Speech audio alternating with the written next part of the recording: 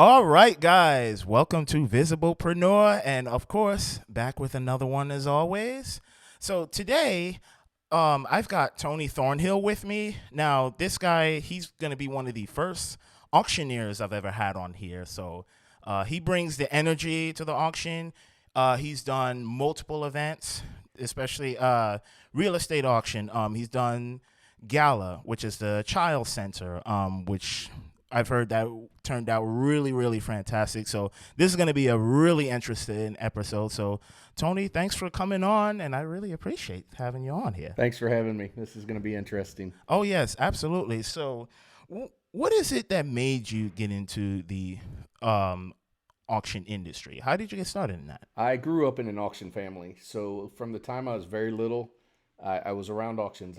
My grandfather started the company, then my uncle took over, so I was always around the auction industry. As I grew older, when I became a junior in high school, I started working the auctions, and then work started as probably a little younger than that, where I was running tickets back and forth to the office. Then I moved into the role of the ringman, of holding things up and catching bids.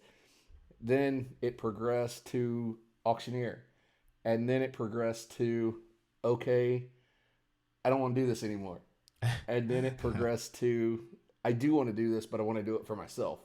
So I started my own auction company and working with the fundraising. As you said, one of my specialties is fundraising. So Yeah. that's where that got started. And as we got moving, we've done a whole lot of the events. And then last year, as you know, COVID said, hey, bye bye events. So we learned to go virtual. I can now do virtual events, hybrid events. And then I started doing real estate and personal property as well for auctions. Wow, that's really interesting. So you've pretty much got your hands into just about everything in that. And what has that been like for you? Like, have you found your set niche of what you like? Oh, sure. I will tell everybody off the top that I am primarily a fundraising auctioneer. My personality, my characteristics, the ability to ask for money for an organization on stage is easy for me.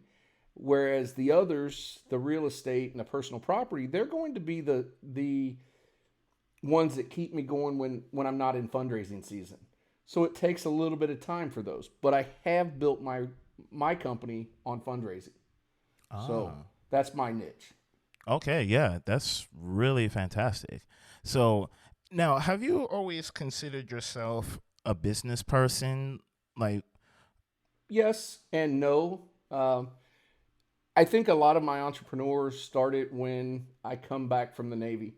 When I was come back from the Navy, I didn't want to go to a 9 to 5 job because I had just come out of a 24/7 job. oh, and Where thank you for your service. appreciate that, but in the Navy, you didn't have we didn't have the freedom to do what we wanted to do. You couldn't do a side business because if you got if we got deployed, then who runs my business? Well, when it come back, I come back home, and the first thing I really started looking into was I had always had a dream when I was a kid that I was going to be a veterinarian. And then I realized veterinarian means extra school, lots of extra school. Yeah. And that wasn't going to fly because while I like school, I didn't want to do 6 years, 7 years to be a veterinarian. So I did the next best thing. I became a farrier, a horseshoer. So for a while, I was shoeing horses. I was setting my own hours. I was doing this. At that time, I got back into the auctions. I got into the real estate. So I've always had that I'd rather work for me than work for somebody else. And that's where it kind of started. Again, like I said, I burn out. I got to a point where I was burnt out working for the family business. And I took 2 years away from the auction. But I couldn't stay away. But I was like, if I'm coming back, I'm going to do it for me. Oh yeah, yeah, right on. I love that. And while you were out there, pretty much just you've been going back and forth. You've also built a team around higher call-in auctions. Gosh, I cannot chop that up. That's okay. So, what have you also done so far to, like, I know you've done virtually, you've expanded. So where do you see yourself going? So the beauty of what I do is there's always auctions to do. The problem which isn't a problem. It's getting in front of the people that make the decisions, especially on the fundraising side, Yeah. because many people don't realize how much they're leaving on the table by not having a professional behind the microphone. Now, that's not to say every auctioneer that doesn't do fundraising is not professional, but I can't go. I'm good. I'm a good auctioneer, but I can't go and sell livestock. I can't go and sell cars because that's not my specialty. Right. I mean, I could get up there and I could still do my chant. I could do everything, but to know the ins and outs of that, that's what them guys do. Well, it's the same thing with me. When it comes to fundraising, I've been through training. I've been through the scenarios. I work with with a national group of auctioneers that we talk and we share what happens in a fundraiser, what works, what doesn't. And because of that, it's so awesome to see when a group does call and they've had the free guy, the weather forecaster, the news guy, the auctioneer that doesn't conduct fundraising auctions normally, and then they come to me and they see huge difference. So for us, we're looking to grow. We're going to keep building with organizations. We're going to get to a point where ultimately my goal is to have 25 of 52 weeks a year booked with fundraising auctions. All right. That would be perfect for me and my team. 25, do exactly what we need to do, help raise money, and go from there. So, and my goal is before I retire, I'm going to help organizations raise $5 million. All right. Yeah. And I can see you getting there. I'm 1.4 million in right now, so I've got a few more years and a few more events to do. All right. All right. Yeah. That's awesome. That's awesome. So you've got your plan already worked out. Pretty close, yeah. All right. Awesome. So I got to ask this because one of the things that you do is you're able to get in there, you read the room.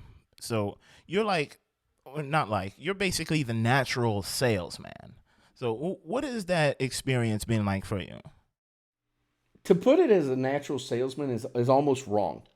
Well, and not necessarily like that. Like, you're able to go in, you're able to sell. Right. The thing is, we talk about it a lot, especially in networking and different things. It's relationships. Yeah.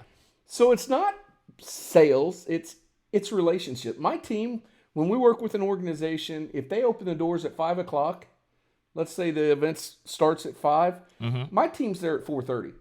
We're there early, depending on who's working, because some of them come from out of town. But we're there from that time on, talking to people, working with people. And it's just being able to casually interact that allows me to figure out who's bidding, who's not. Or then I read body language. I'm very good. It's funny. I'm very good at reading body language from the stage. Not so much when I'm in regular conversations. So could have fooled me. But when I'm out on stage, it's a completely different. You hear that thing about being in the zone. That's us. That's what me and my team do. We get in the room. So it doesn't come across as sales. And the biggest compliment that we get ever is people will say, I don't know where you get your energy, and you got all the money out of the room, but you didn't beg. To me, that's a win. If I go in and I raise money and people don't feel like I was begging, we win all day long. So that's, if that takes a little bit of salesmanship, I think it's just more personality, So I like to say that my energy and my personality helps make the sale. Oh yeah, right on. Because one of the things that I've noticed is that you've become like a mentor. Like you've helped change my pitch in far as doing my own stuff. So that's a whole different thing. So I can definitely see you as going on and mentoring people. So, like you mentor your team and how, okay, here's, what we're going to get done. And so you're a natural born leader coming out of the Army. Would you say so? I was in the Navy. Sorry, Navy. That's okay. Yes. But I would say yes and no. You mentioned that about mentors. When I decided to go on my own and look at fundraising, I was like, I can't do this. Mm-hmm. I'm a member of the National Auctioneers Association, Missouri Professional Auctioneers Association. And so when I decided to do this, I called the National Auctioneers Association and I said, look, can I make a living? Can I make a difference as a benefit auctioneer? And they gave me 4 names. It said, call this person, this person, this person, and this person. And I said, okay.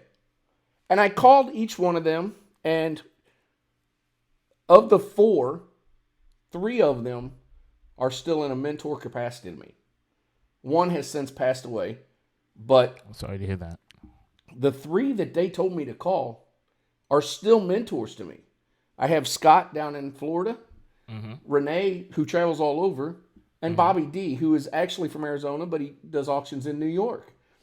Between the 2, I can call any of those.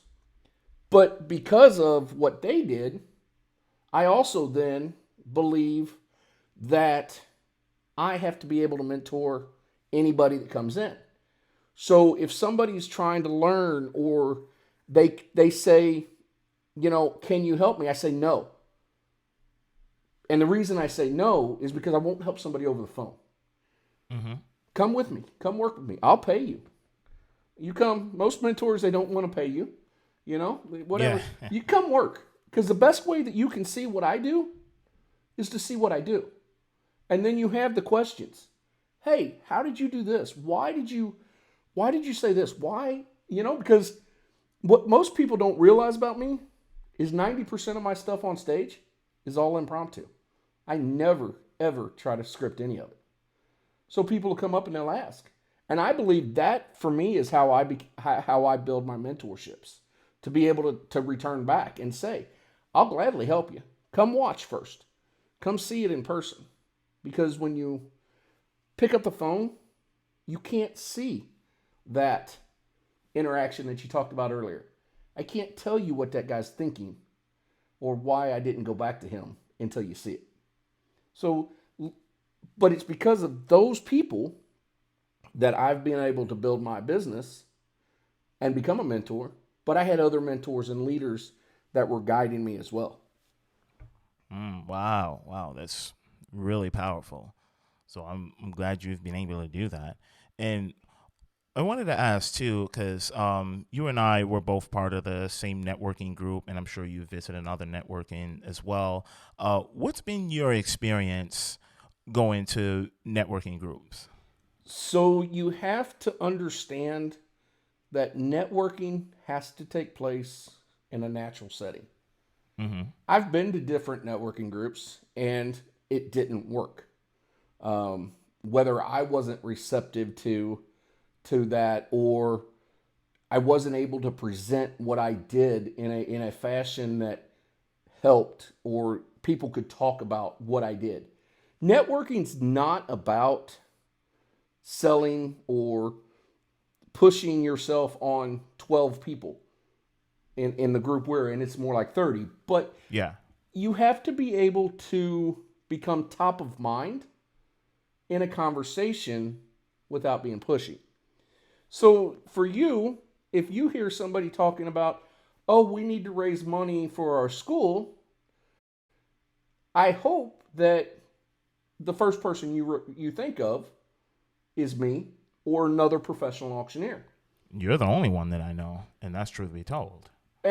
But if I'm not there, at least you know to recommend that they look for a professional auctioneer. That's what networking's done for me. Because now I'm in a position with my company that when I go network and I attend the networking events, whether it be during the day or the after hours, maybe the Chamber of Commerce, I'm able to go in and not talk about my company. That's the biggest thing that's changed for me in the networking is I used to go in and say, hi, this is what I do. This is what I do. This is what I do. And people would say, oh, okay. I don't need you. Because if you're not front of mind in that conversation, they never sit. But now I go in and I say, This is who I am. But before you know me, tell me how I can help you. And I go in with that mentality that if somebody's in that room, I listen to, oh, I'll take a perfect example is in our group, we have an IT guy. I know zero about IT. Mm-hmm. Kevin, shout out. I know you'll be watching this. I know zero about IT. But I know enough to know that when the problem goes beyond turning the computer on and off, that I need to call somebody. Yeah. But I don't know. I've never personally dealt with Kevin. And Kevin's never sat down in front of me like this, what we call a one-to-one, and said, hey, this is what I do. But what Kevin has done is he's presented himself at the event so that I have a understanding of what he does, and I also have the testimonials of those that have used him. So I can go off and say, without hesitation, use X, Y, and Z. Use Kevin. Networking's done that. Other people, they learn about me. So when they go out and they talk to people, oh, you're fundraising? You need to call Toney. And he's going to help you. Mm-hmm. Probably 90% of the people in our group have never sat down with me. But I bet you 100% of them would refer me. Or pretty close, you know? Yeah. Maybe not all of them, but, you know, that's fine. But that's networking. Networking comes into a point of being able to be in that position where your company represents you without you having to tell everybody about your company. And then you can go out and build those relationships and network in a way that makes people remember what you're doing. Yeah, that's a very good point. And you've definitely come off as, you're one of these, I want to say one of the most powerful guys that I've met that is just, you come in, you command the room like how Taylor does. Y'all both come in, you command the room, you know what you're going to say. And I'm just like, man, how can I get there? But to be honest, again, that goes back to my stage performance. I never script any of it. We have a mutual friend, Rodney, who started number 9. Mm-hmm. And we were talking one day, and something he said triggered, and I changed my whole thing. And he just looked at me like, that's really cool, but it wasn't planned. It was just like, hey, I'm going to try this. Stood up, said it worked. Now it's my logo it's not my logo, it's my tagline on my website. All right. So it's things like that, it comes in. I appreciate you saying that I command the room, because that means a lot, especially in the benefit world, in the fundraising gala world. People look at us, my whole team, we're always in black suits with an orange tie. We want to be different from the wait staff.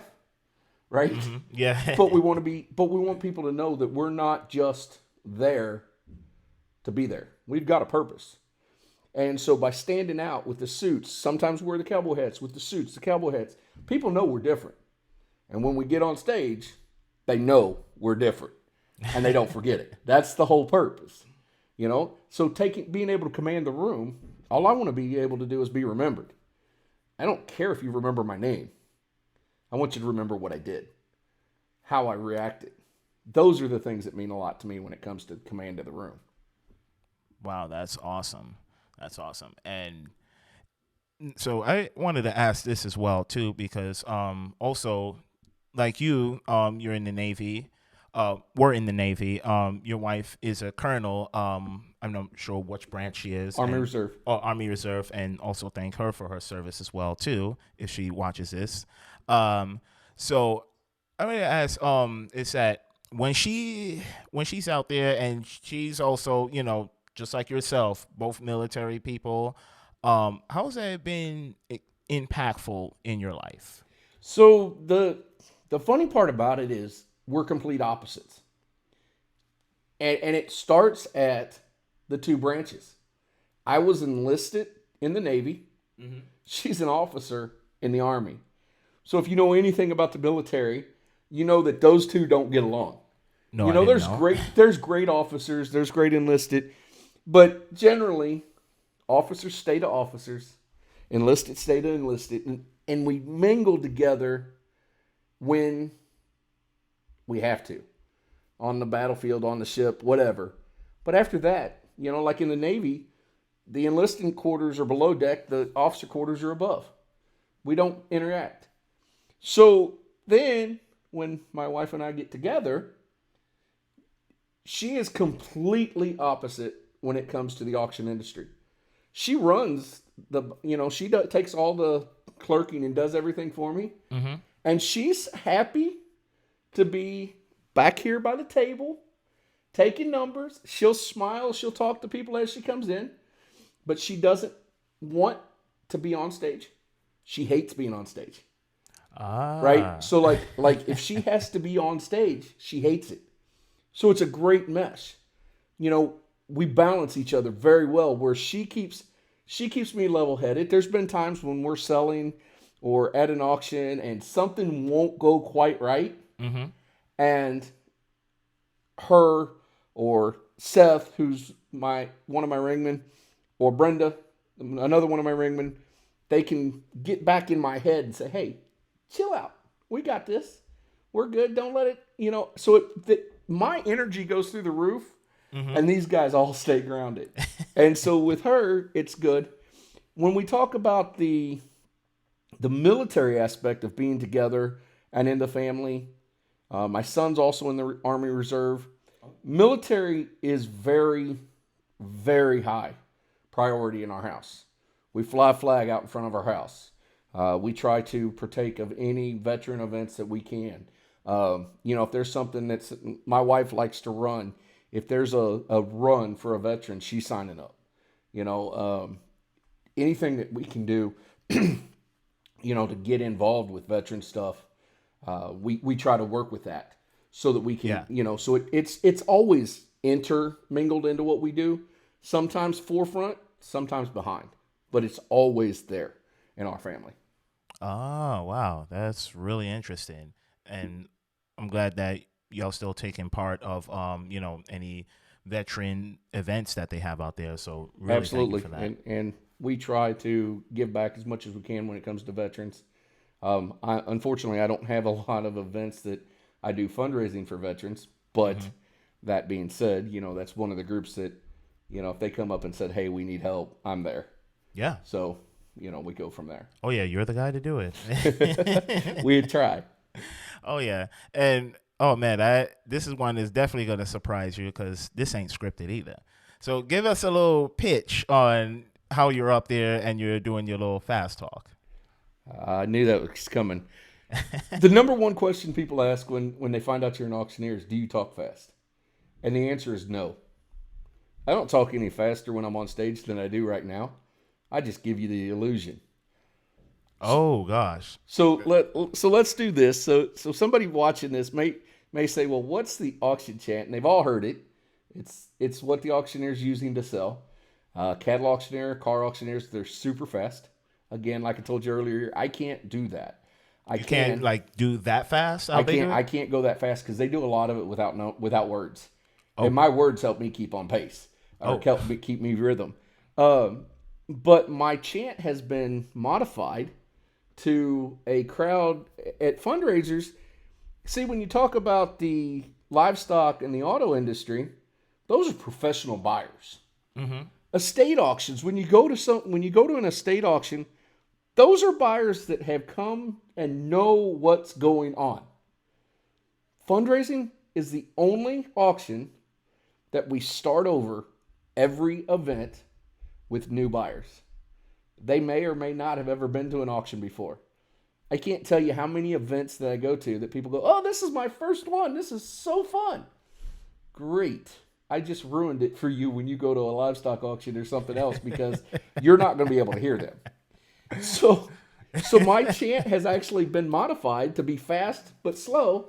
And then when we're in the middle, if somebody's bidding and two people are bidding really fast, my team will go faster. And we tell them in the chant, hey, you can bid faster. I can keep up. And I can kick up to another gear. But in the chant, there's two parts. There's three parts, rather. The number that we have, the number we want, and everything else is what makes you think we're going fast. My filler word is dot or bid, Armageddon, and sometimes whatever I feel like. Again, most of it's unscripted. So whatever comes out, comes out. Luckily, I've got a good filter that doesn't let me do crazy things, but it's simply 2,500, now 3,000. You want to be 3,000, 26, 2,700, 800, 28, 29, 3,000, 3,000. Now we're getting 31, 31, 32, 3,300. You want to be 3,300? Keep shaking your head like that. You're going to own it. 33, now 4, 3,500. 3,500, want to be 3,500? Big. Sold it to you. 3,400. Buyer number 16. That's it. That's what we do. All right. And you, like I said, I can go faster. And luckily for me, I grew up listening to it. So it was easy transition for me to go from not selling to having an auction chant. Most people go to school. It takes them a little bit of time at school, and then they build their chant. My chant is nowhere close, obviously, to what it was when I graduated auction school 20 years ago. But that's the best part about it. There's no two chants that sound the same ever. Oh, wow. And see, now that I've gotten to know that about you, that's way, way different, because I always thought like every auctioneer you go to, like you said earlier, they're always talking fast where you hear, it's all a bunch 25, of gibberish. 35, 45, 55, 65, 75, 85, 95, 100. That's car auctions. But they're just back and forth. They don't need fillers. Wow, that's really interesting. Cattle auctions and livestock auctioneers, they're even more because they're in dimes. They're selling dollar in dimes.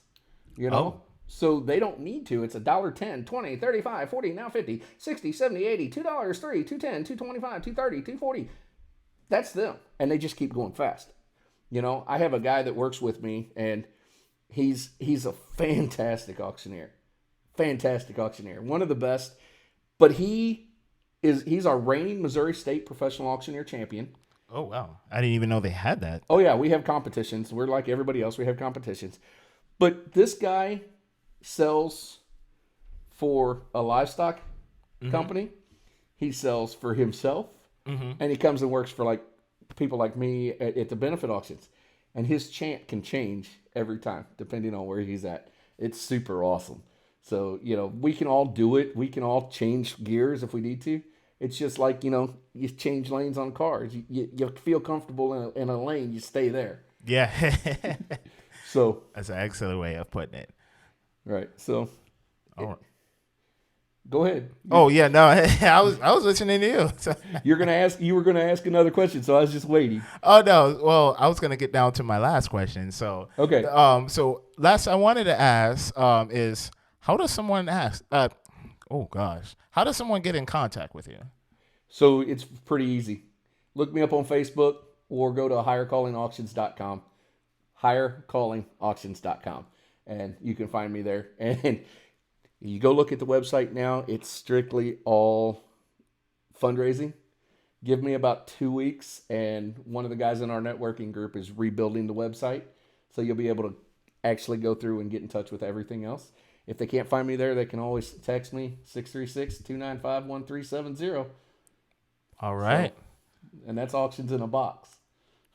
All right, yeah, and that was good to know, and thank you so much for being on Visiblepreneur. Thanks for having me. It was fun. Oh, yeah, this was a lot of fun. And, of course, for you viewers out there, don't forget to like our Facebook page, subscribe to our YouTube channel, and we're officially on 8 different platforms, so Apple Podcasts is one of them. I believe Google Cast has us, Anchor, which that goes out to the platforms, Pocket Cast.